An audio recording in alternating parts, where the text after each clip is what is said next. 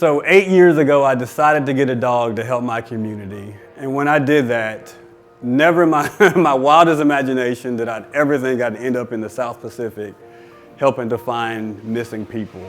This is Kaio. He's a German Shepherd. He's 8 years old. He is certified in human remains detection through an organization called National Search Dog Alliance and through another organization called the American Working Dog Association. So he's been doing human remains detection for about 6 years. And really my passion is serving the community, being part of the community, and doing something for others that they can't otherwise do for themselves. And so I've enjoyed every minute of it. MARK9 Search and Rescue is a search and rescue team based in the Dallas-Fort Worth Metroplex. We were started in 1995, so almost 30 years now we've been in existence. I've been on the team for about 8 years now. I currently serve as the team leader, and I'm also the head K-9 trainer of MARK9. And as I mentioned, we serve law enforcement agencies across the DFW Metroplex. And so whenever they need dogs to help find missing people, they'll give us a call. We're available 24/7, 365, but we do all that in service of our community and the agencies who trust us enough to call us to ask for our help finding missing people. We put these dogs through a lot to even allow them on the team. We want to start with the right tool, because we could have the best trainer, but if you don't have the right dog, then all that training can go out the window.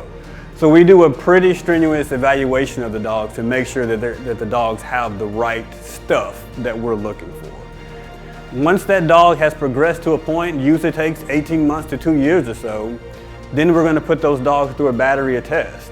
And those tests are not easy. Those tests are made to simulate real-world situations, and often they're much harder than real-world situations, because we want to know when the dog gets into the real situation that they've been trained better than what that real situation will be.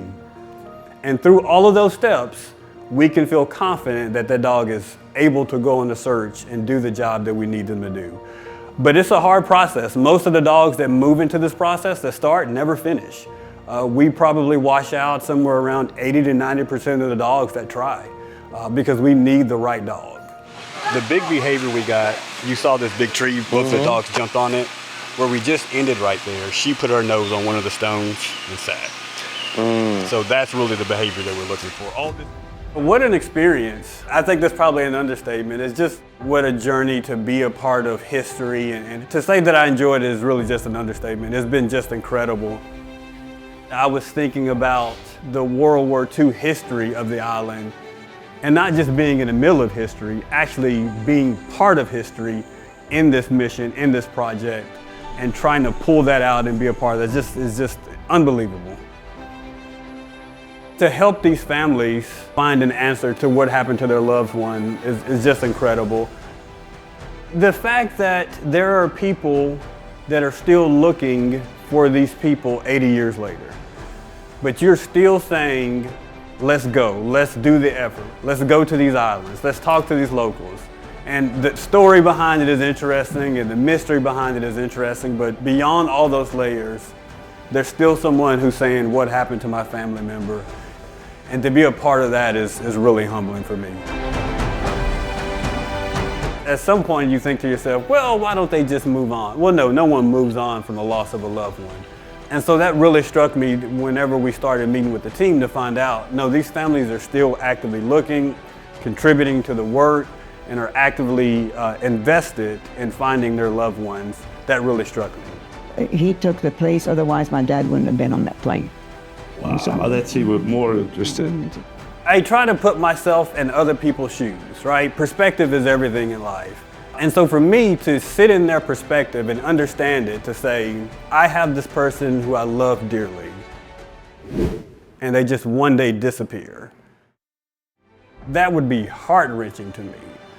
Even to know that, hey, that person died, at least you know.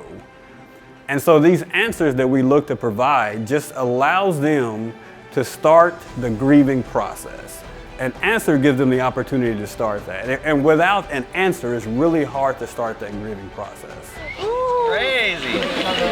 To know that there's this group of individuals that are still passionate about it, that still care, that are still in touch with these family members to say, your family matters. and their sacrifice matters, and we're going to help find them, was incredibly powerful for me to find out.